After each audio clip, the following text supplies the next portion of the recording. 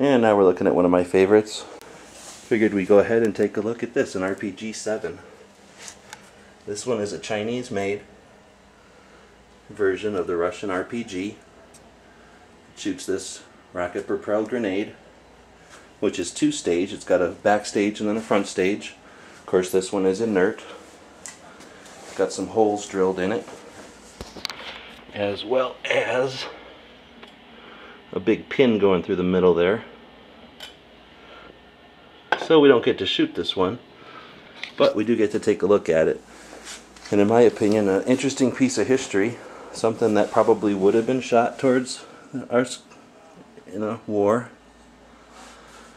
Probably still being used somewhere. Pick it up. Doesn't weigh too much.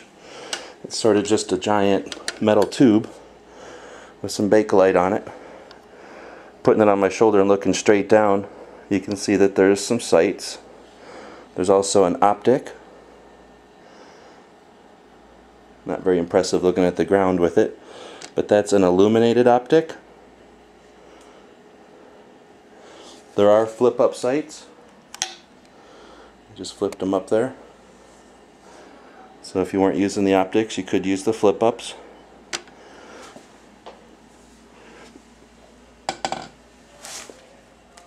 It's got a carry handle up top, got a shoulder kind of rest here.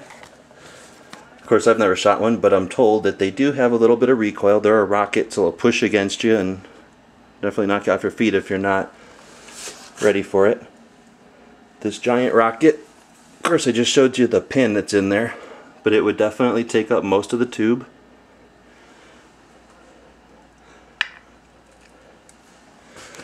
And that rocket isn't lightweight, even though it's inert. It's still pretty heavy, so I assume that shooting something this size out of a tube that big would probably give you some recoil.